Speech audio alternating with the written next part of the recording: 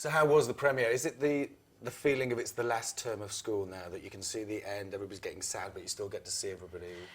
Yeah, it does kind of have that feeling. It's nice though, I feel like I'm being eased out of the ending of Harry Potter because we still have a few reshoots to do, you know, there's another film to be released next summer, and it's kind of like, it's a gradual goodbye. So you'll start sobbing in 6 months' time? Yeah, or maybe I'll just sob like a little bit each time and then not have to do one huge sob. It's like long rehab, just being drawn out. Yeah, a nice drawn out rehab. That's a good way of looking at it. The film is amazing.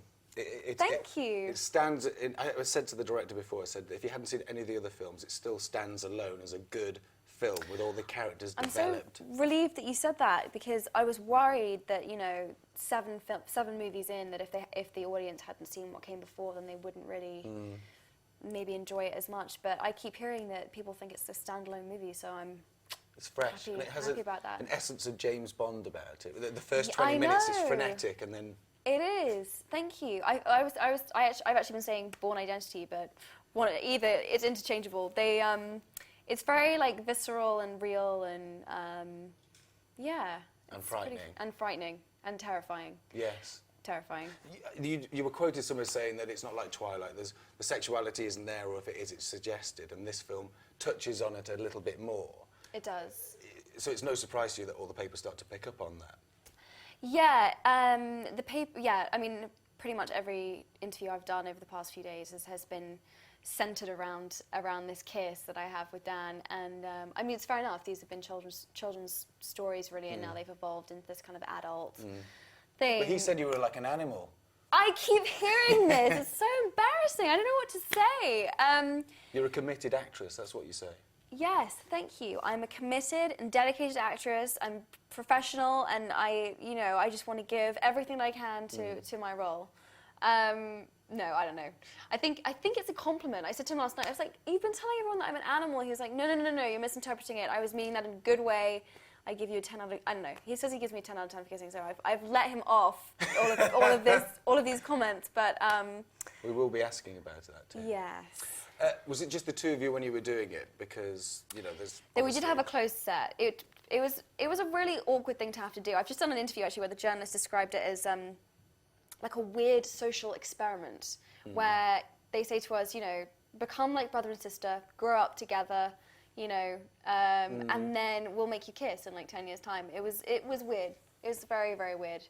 And it felt awkward, but as we just discussed, I gave it my all.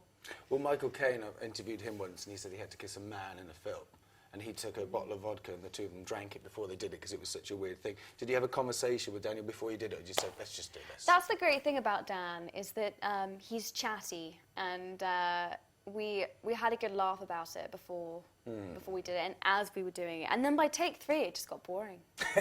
Really? Oh, when we tell it, you were an animal. No, and I was, no, in a good way, in like a, I didn't feel sick, like heart beating out of my chest kind of feeling. So. Well, it's good that you didn't feel physically sick kissing him. Yes. He's a heartthrob. He is a heartthrob. He's a very good-looking man.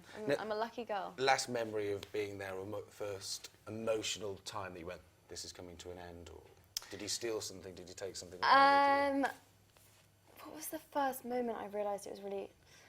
It was like the last 2 or 3 weeks when we did our last scene in the Great Hall, and even though it was kind of it was covered in rubble, and for this last scene, it still was the last time I knew I would be in that space, and that felt very strange because I feel like I grew up in that space, and then.